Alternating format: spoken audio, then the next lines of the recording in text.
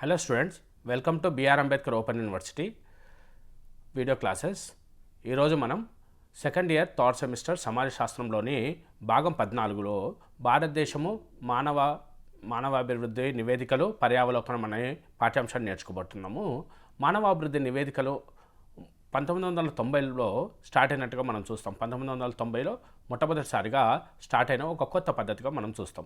అయితే ఇది ఎందుకు స్టార్ట్ అయింది అని మనం చూసినప్పుడు మానవ సంక్షేమాన్ని ముందుకు తీసుకెళ్లడానికి మానవాభివృద్ధి సూచికలు, మానవాభివృద్ధి నివేదికలు మొదలైనట్టుగా మనం చూస్తాం. ఇక్కడ మానవాభివృద్ధి లేదంటే మానవాభివృద్ధి విధానం అనేది మానవ జీవితంలో ఆర్థిక గొప్పతనం కన్నా కూడా మానవ జీవితం గొప్పది అని వివరిస్తున్నట్టుగా మనం చూస్తాం. మనకు ఇంతవరకు ఏంటి, అభివృద్ధి అనగానే మనందరి దృష్టి ఆర్థికత పైన, ఆర్థిక అంశాలపైన పడుతుండడం మనం చూస్తూ ఉంటాం. కానీ ఇక్కడ మనం చూసినట్లయితే మానవాభివృద్ధి లేదా మానవాభివృద్ధి విధానంలో మానవ ఆర్థిక అంశాల కంటే కూడా మానవ జీవితమే గొప్పది అని వివరించడం అనేది జరుగుతూ ఉంటుంది.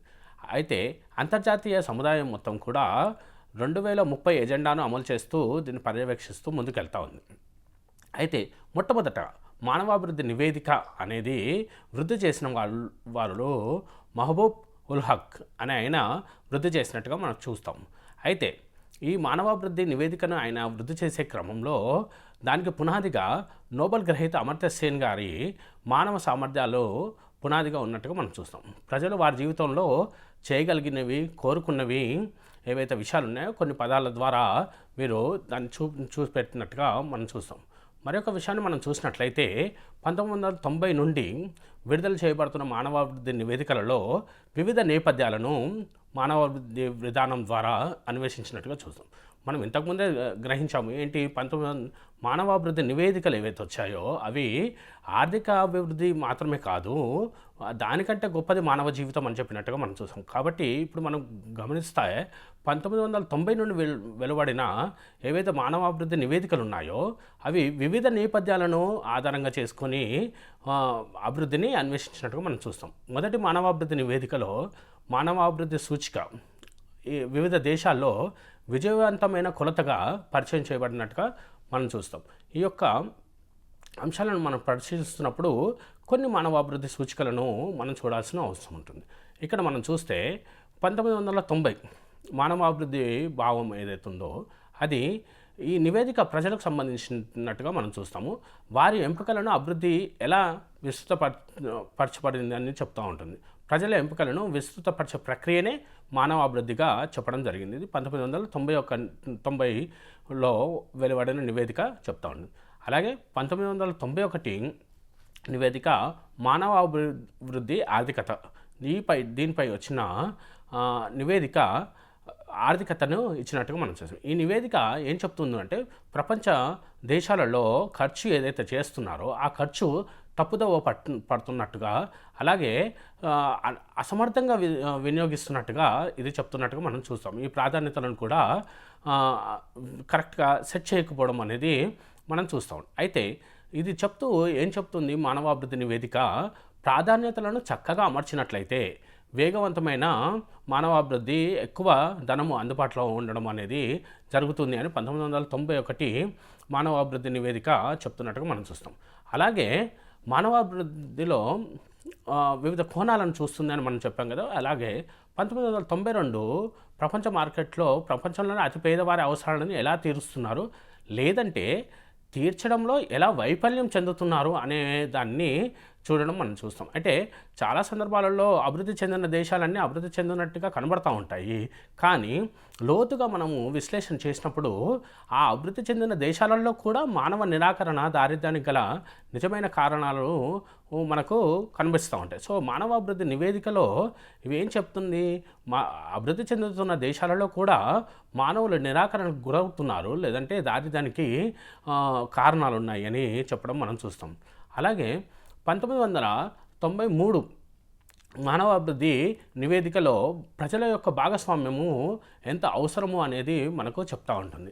ఇక్కడ ప్రజల భాగస్వామ్యము కేంద్ర సమస్యగా ఉంటుంది, చాలా ప్రాధాన్యమైన సమస్యగా మనం చూడాల్సిన అవసరం ఉంటుంది. అయితే ఒక్కసారి ఈ యొక్క ప్రజల యొక్క భాగస్వామ్యాన్ని మనం బాధ్యతాయుతంగా ప్రపంచ ఫ్రేమ్వర్క్లో పెడితే అనేక సమాజాలలో కూడా ఇటువంటి సృష్టించడానికి అవకాశం ఉంటుందని చెప్పేసి 1993వ మానవ అభివృద్ధి నివేదిక వెల్లడించడం మనం చూస్తున్నాం. అలాగే 1994 మానవ అభివృద్ధి నివేదిక దగ్గరికి మనం వచ్చినప్పుడు మానవ రక్షణలో నూతన కోణాలు ఇది వెలువడించినట్టుగా మనం చూస్తాం. కొత్తగా మానవ రక్షణ భావనను ప్రవేశపెట్టినట్టుగా మనం చూస్తాం. అయితే 1994 మానవాభివృద్ధి నివేదికలో మనం చూసాము, సరిహద్దుల కన్నా కూడా ప్రజలకు రక్షణ, ఆయుధాల కన్నా కూడా అభివృద్ధి ముఖ్యమని చెప్పేసి ఈ నివేదిక పేర్కొన్నట్టుగా మనం చూస్తాం. ఈ నివేదిక సామాజిక అభివృద్ధి సదస్సులో ప్రపంచ మానవ రక్షణ నిధిని ఏర్పాటు చేసి మానవ ప్రాధాన్యత సమస్యలకు వనరుల సమీకరణకు ప్రపంచ పనులను సిఫార్సు చేస్తూ ఒక ఆర్థిక రక్షణ కౌన్సిల్ని ఏర్పాటు చేయాలని కూడా ప్రతిపాదించినట్టుగా మనం చూస్తాం. ఇక్కడ మనకు క్లియర్గా 1994 సంవత్సరంలో వచ్చిన నివేదిక సరిహద్దుల కన్నా కూడా ప్రజలకు రక్షణ, ఆయుధాల కన్నా కూడా అభివృద్ధి ముఖ్యమనేది చెప్పడం అనేది మనం చూస్తాం. అలాగే 1995 సంవత్సరంలో వెలువడిన నివేదిక లింగత్వము, మానవాభివృద్ధి అనే దాని మీద ఎక్కువ ఫోకస్ చేసినట్టుగా మనం చూస్తాం. ఈ నివేదిక గత కొన్ని దశాబ్దాలుగా లింగ అసమానతలు తగ్గించడానికి చేసిన ప్రగతిని విశ్లేషిస్తున్నట్టుగా మనం చూస్తాం. స్త్రీల విస్తరిస్తున్న సామర్థ్యాలు మరియు పరిమిత అవకాశాల మధ్య కొనసాగుతున్న పెద్ద అంతరాన్ని ప్రముఖంగా ఈ నివేదిక చూపెట్టినట్టుగా మనం చూస్తాం. వివిధ దేశాల పనితీరును బట్టి ప్రదర్శనలు కొలవడానికి, ర్యాంకులు ఇవ్వడానికి కూడా ఇందులో ఇండెక్స్లను ప్రవేశపెట్టినట్టుగా చూస్తాం. జెమ్ అనే ఒక ఇండెక్స్ లింగ అసమానత్వం చూపెడతా ఉంటుంది. సో అలాగే ఇక్కడ మనం చూసినట్లయితే అంతవరకు గత కొన్ని దశాబ్దాలుగా ఏదైతే లింగ అసమానతలు జరుగుతూ ఉన్నాయో, లేదంటే 1995 నాటికి ఏదైతే స్త్రీలు స్కిల్స్ నేర్చుకోవడం ద్వారా, సామర్థ్యాలను నేర్చుకోవడం ద్వారా అవకాశాలు పొందాల్సిన అవకాశం ఉందో, కానీ అవకాశాలు అందుబాటులో లేకపోతే ఆ అవకాశాలను పొందలేని పరిస్థితి ఏదైతుందో ఆ రెండింటి మధ్యలో ఉన్న అంతరాన్ని ప్రముఖంగా ఈ యొక్క నివేదిక చూపెట్టినట్టుగా మనము చూస్తాం.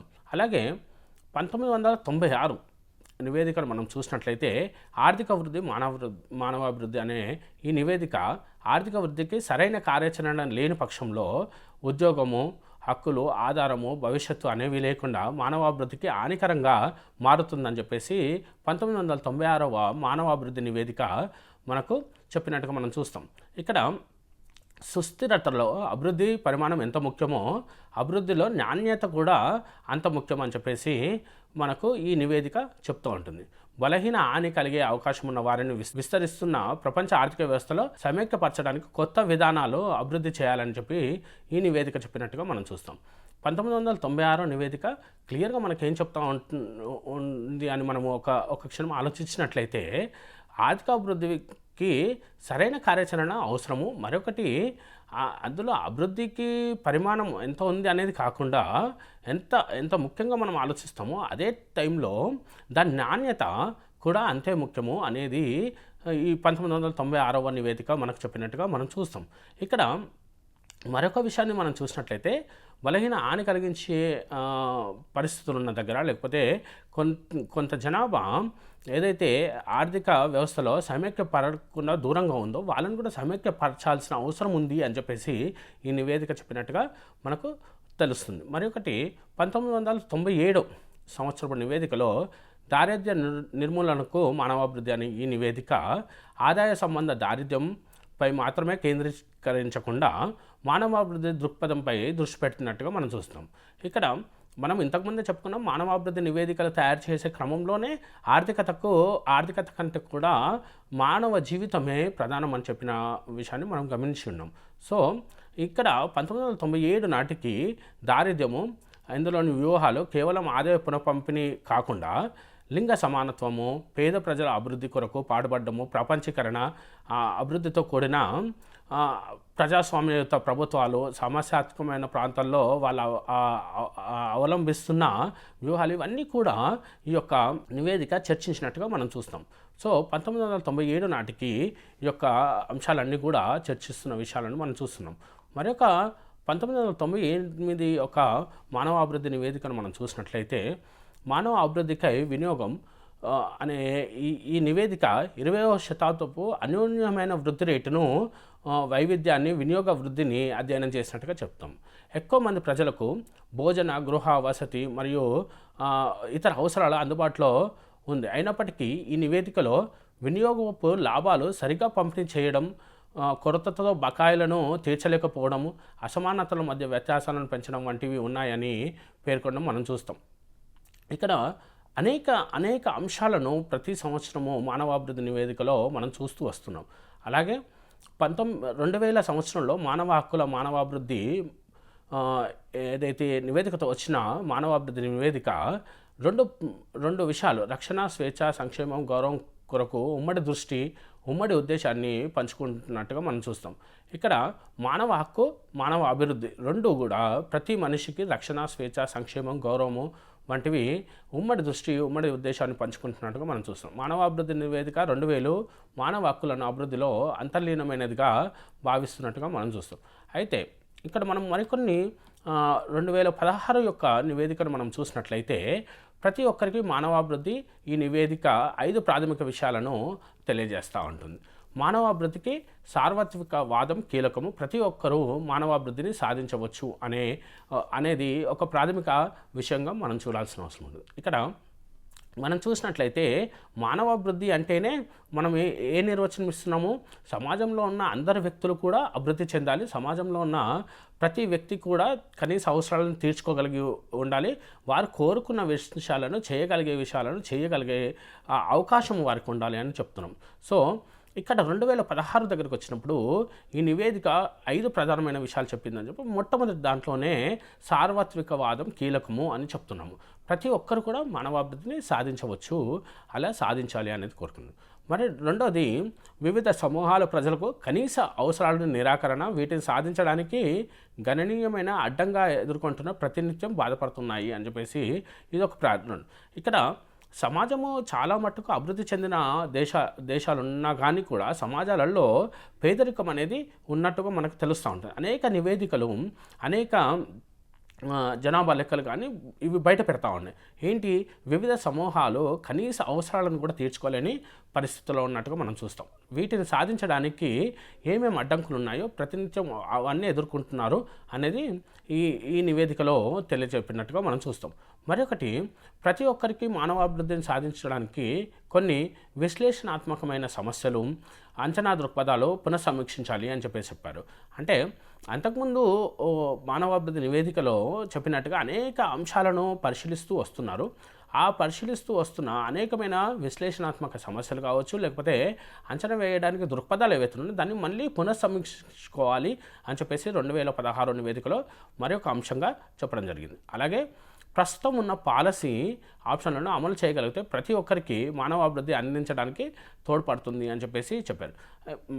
ఏ విషయమైనా మనం గమనించి చూసినట్లయితే ఏదైనా పథకం వచ్చినా కానీ, లేకపోతే ఏదైనా ప్రోగ్రామ్ అమలు చేయబడినప్పుడు, పాలసీ అమలు చేయబడినప్పుడు అది చాలా బాగా ఉంటుంది. కానీ అది అమలులో కొంత లోపాలు ఉన్నట్టుగా మనం కొన్ని సందర్భాల్లో గమనిస్తాం. సో ఇక్కడ మరి ఒక విషయంగా ఏం చెప్పారు, 2016 నివేదికలో ప్రస్తుతం ఉన్న పాలసీ ఆప్షన్స్ను అమలు చేయగలిగితే ప్రతి ఒక్కరికి కూడా మానవాభివృద్ధిని అందించడానికి ఇవి సరిపోతాయి, తోడ్పడతాయి అని చెప్పడం జరిగింది.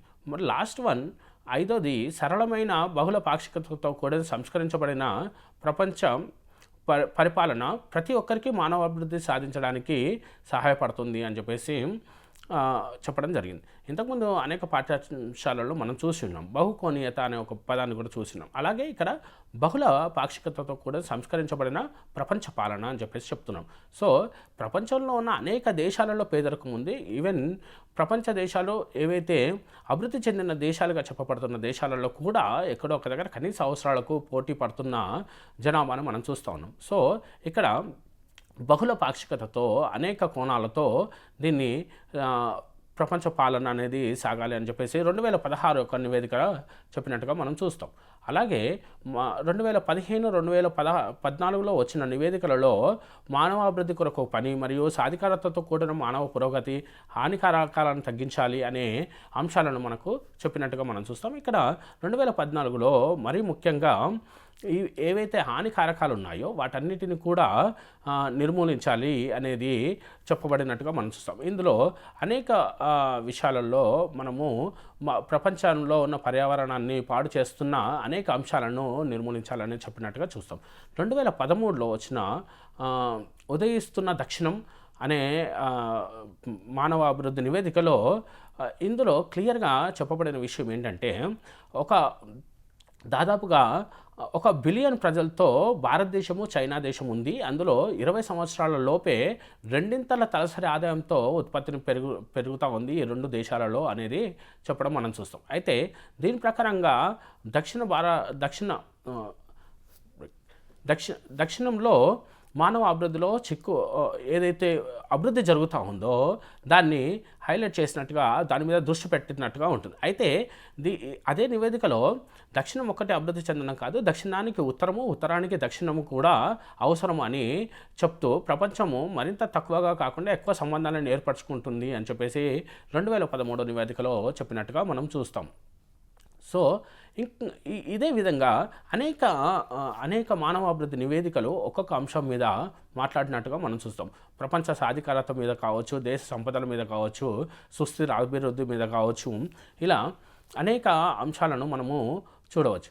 మరి ఒక విషయాన్ని మనము చూసినట్లయితే మానవాభివృద్ధి నివేదికలు భారతదేశం అనే ఒక అంశాన్ని చూసినట్లయితే, భారతదేశంలో మానవాభివృద్ధి ప్రత్యేకంగా పర్యావలోకనం చేస్తే వృద్ధి చెందినట్టుగానే కనబడుతూ ఉంటుంది. 1990 నుండి 2015 మధ్యలో మానవాభివృద్ధి సూచిక పాయింట్ వచ్చేసి 0.428 నుండి 0.624కు పెరిగినట్టుగా, శాతాలలో చూసినట్లయితే ఇది 45.7% పెరిగినట్టుగా మనకు తెలుస్తుంది. అలాగే 1990 నుండి 2015 మధ్య భారత తలసరి స్థూల జాతీయ ఆదాయము దాదాపుగా 223.4% పెరిగినట్టుగా మనకు తెలుస్తుంది. అయితే ఇందులో కొన్ని ఇండెక్సెస్ మనం చూసినట్లయితే, మానవాభివృద్ధి నివేదిక అసమానత్వపు మానవాభివృద్ధి సూచికను పరిచయం చేసినట్టుగా మనం చూస్తాం. ఇది 2010లో అసమానత్వపు మానవాభివృద్ధి సూచిక అనేది పరిచయం చేసినట్టుగా మనం చూస్తాం. Inequality human development index. అయితే ఒక దేశంలో అసమానతలు పెరిగితే మానవాభివృద్ధిలో నష్టం కూడా పెరుగుతుంది. భారతదేశ మానవాభివృద్ధి సూచిక 2015లో 0.624 అయితే ఈ విలువలో అసమానతకు రాయితీని ఇస్తే మానవాభివృద్ధి సూచిక 0.454కు పడిపోయినట్టుగా మనం చూస్తాం. సాధారణంగా ఏంటి, డెవలప్మెంట్ అయ్యింది అనేది ఒక ఇండెక్స్ చూపెడతా ఉంటారు, కానీ ఆ డెవలప్మెంట్ క్రమంలో అసమానత సూచిని ఎవరూ చూపెట్టరు. కానీ 2010లో ఈ సూచిక ఎప్పుడైతే ప్రవేశపెట్టబడిందో ఆ తర్వాత చూసినట్లయితే 2015లో ఈ సూచికను రాయితీనిస్తే నిజంగా మానవాభివృద్ధి సూచికలో 0.624 పాయింట్ల దగ్గర ఉన్న భారతదేశము 0.454కు పడిపోయినట్టుగా మనం చూస్తాం. సో ఇక్కడ మనము అర్థం చేసుకోవాల్సిన విషయం ఏంటంటే, మానవాభివృద్ధి అనేది కేవలం ఆర్థిక వ్యవస్థ మీద కాదు, మిగతా చాలా అంశాల మీద ఆధారపడి ఉంటుంది అని చెప్పేసి మనము చూడవచ్చు. అలాగే లింగాభివృద్ధి సూచిక, జెండర్ డెవలప్మెంట్ ఇండెక్స్ అన్నాం, GDI 2014 మానవాభివృద్ధి నివేదికలో ఒక కొత్త కొలత లింగాభివృద్ధి సూచికగా చెప్పబడింది. ఇది లింగాభివృద్ధి భాగాలుగా విడదీసి లింగ మానవాభివృద్ధి సూచిక, మానవాభివృద్ధి సూచికలో మగ ఆడవారి నిష్పత్తిని నిర్వచిస్తూ ఉంటుంది. మానవాభివృద్ధి సూచిక లింగ అసమానతలో విజయాలను 3 మానవాభివృద్ధి కోణాలతో ప్రతిబింబిస్తుంది. ఒకటి ఆరోగ్యము, రెండవది విద్య, మూడవది ఆర్థిక వనరులపై నియంత్రణ. ఇక్కడ మనము ఆ ఇండెక్స్ను చూస్తే మనం అర్థం చేసుకోవచ్చు లింగాభివృద్ధి సూచిక. ఇక్కడ ఆడవారు మగవారి నిష్పత్తుల గురించి మాట్లాడుతున్నాం. సో మొట్టమొదటి కోణం ఏదైతే చూస్తున్నామో ఆరోగ్యము, పుట్టినప్పుడు మగ ఆడవారి ఆయుర్దానం గురించి మాట్లాడటం మనం చూస్తూ ఉంటాం ఈ సూచికలో. రెండవది విద్య, మగ ఆడపిల్లల మధ్య విద్య సంవత్సరాల అంచనా కొరత, 25 సంవత్సరాలు పడిన వారి వార్షిక సగటు, ఇవి ఈ యొక్క సూచికలో రెండవ పాయింట్గా మనం చూస్తాం. మూడవది ఆర్థిక వనరులపై నియంత్రణ, ఆడ మగవారి తలసరి స్థూల జాతీయ ఆదాయాల సూచిగా చూస్తాం. అయితే ఈ లింగాభివృద్ధి సూచికలో 2024లో లేటెస్ట్గా భారతదేశంలో 129వ స్థానంలో ఉన్నట్టుగా మనం చూస్తాం. ఇక్కడ మనకు క్లియర్గా సమాజ అభివృద్ధి లేదంటే సామాజిక వృద్ధి ఏదైతే ఉందో ఇవి క్లియర్గా ఏం చెప్తున్నాయంటే కేవలం ఆర్థిక వనరులే కాదు, వారి యొక్క విద్య కావచ్చు, వారి యొక్క ఆరోగ్యం కావచ్చు, ఇవన్నీ కూడా మానవాభివృద్ధిలో భాగమే అని చెప్తున్నాను. మానవాభివృద్ధి నివేదికలలో అందుకే ఆర్థిక వనరులకు లేదంటే ఆర్థిక విషయాలకు ఎంత ప్రాధాన్యత ఇవ్వడం జరిగిందో అలాగే మిగతా విషయాలకు సామాజిక విషయాలతో సహా అంత ప్రాధాన్యత ఇచ్చినట్టుగా మనం చూస్తాం. అలాగే లింగ అసమానత సూచిక GII అన్నాం, జెండర్ ఇన్ఈక్వాలిటీ ఇండెక్స్. 2019లో మానవాభివృద్ధి నివేదిక లింగ అసమానత సూచికను ప్రవేశపెట్టినట్టుగా మనం చూస్తాము. ఇది లింగం ఆధారంగా అసమానతలను 3 కోణాలుగా చూస్తూ ఉంది. ఒకటి పునరుత్పత్తి మరియు ఆరోగ్యము, రెండవది సాధికారత, మూడవది ఆర్థిక కార్యకలాపాలు. ఇవి 3 కూడా లింగ అసమానత సూచికలో భాగంగా చూస్తూ ఉంటారు. పునరుత్పత్తి ఆరోగ్యం చాలా సందర్భాలలో మనం చూడవచ్చు. అనేక సందర్భాలలో మహిళలు పునరుత్పత్తి సమయంలో ఆరోగ్యాన్ని కోల్పోవడం లేకపోతే ఆరోగ్యం క్షీణించడం లాంటివి మనం చూస్తూ ఉంటాం. అది దాంతోపాటుగా ఎంపవర్మెంట్ సాధికారతను కూడా చూడడం అనేది మనం చూస్తూ ఉంటాం. అలాగే ఎంతమంది మహిళలు ఎంతగా ఆర్థిక కార్యకలాపాలు కలిగి ఉన్నారు అనేది మనం చూస్తూ ఉంటాం. 2000 ఆర్థిక కార్యక్రమాలను మనం చూస్తూ ఉంటాం. ఇండియా 131వ స్థానంలో ఉన్నట్టుగా మనం చూస్తాం, అవుట్ ఆఫ్ 148వ స్థానం. మరొక సూచిక multi dimensional poverty index MPI అంటాం, బహుకోణీయ దారిద్ర్య సూచిక. 2010లో మానవాభివృద్ధి నివేదిక బహుకోణీయ దారిద్ర్య సూచికలను ప్రవేశపెట్టినట్టుగా మనం చూస్తాము. ఇది విద్య, ఆరోగ్యము, జీవన ప్రమాణాలతో బహుళ అతివ్యాప్తి నిరాకరణ వల్ల బాధితులైన వారిని గుర్తిస్తూ ఉంటుంది. విద్య, ఆరోగ్య కోణాలు 2 సూచీల మీద ఆధారపడితే జీవన ప్రమాణాలు 6 సూచికలపై ఆధారపడినట్టుగా మనం చూస్తాం. సో ఈ రకంగా మనం చూసినట్లయితే మానవాభివృద్ధి నివేదికల దగ్గర నుండి సూచికల వరకు అనేక అంశాలను పరిగణలోకి తీసుకున్నట్టుగా సమాజ అభివృద్ధి అనేది ఒక్కటే కాదు, అంటే కేవలం ఆర్థిక అభివృద్ధే సమాజ అభివృద్ధి కాదు, జాతీయ ఆదాయం పెరిగినంత మాత్రాన సమాజం అభివృద్ధి చెందినట్టు కాదు. అనేక అంశాలు అంటే లింగపరమైన అంశాలు కావచ్చు, అసమానతలు కావచ్చు, వివక్షలు కావచ్చు, ఇవన్నీ కూడా సమాజ అభివృద్ధిలో భాగంగానే ఉంటాయి అని మనకు అర్థమవుతూ ఉంటుంది. మరొక అంశాన్ని మనం చూసినట్లయితే జీవలింగ భేదం నియంత్రణ ప్యానెల్ అనేది ఒక బోర్డు. ఇందులో 14 కీలక సూచికలు ఉన్నాయి. ఇవి జీవిత కాలంలో లింగ అంతరాన్ని, ప్రతిప్రాయము, కౌమార దశ, యుక్త వయస్సు, వృద్ధులలో సూచిస్తూ ఉంటుంది. ఈ సూచికలో ఆరోగ్యము, విద్య, కార్మిక రేటు, పని, సామాజిక రక్షణ లాంటి అంశాలు అనేకం ఉన్నట్టుగా మనం చూస్తాం.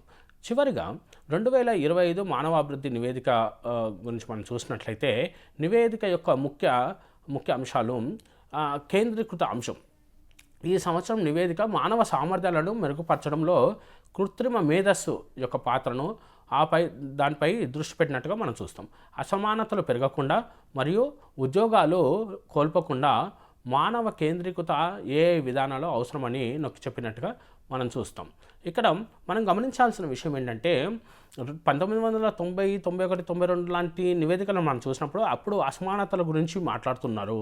మరియు 2025 దగ్గరకు వచ్చినప్పుడు ఇక్కడ మనం చూస్తే కృత్రిమ మేధస్సు యొక్క పాత్రను మానవాభివృద్ధి నివేదికలో పొందుపరిచినట్టుగా మనం చూస్తాం. ఇక్కడ క్లియర్గా మనకు అర్థమవుతుంది, అంటే పరిస్థితులు ఏవైతే మారుతూ ఉన్నాయో పరిస్థితుల వల్ల సమాజంలోకి ఒకవేళ కొత్త అంశాలు వచ్చినప్పుడు ఆ అంశాల యొక్క ప్రభావము సమాజ అభివృద్ధిలో కూడా ఎలా పడుతుంది అనేది కూడా ఈ నివేదికలు పొందుపరుస్తున్నట్టుగా మనం చూస్తాం.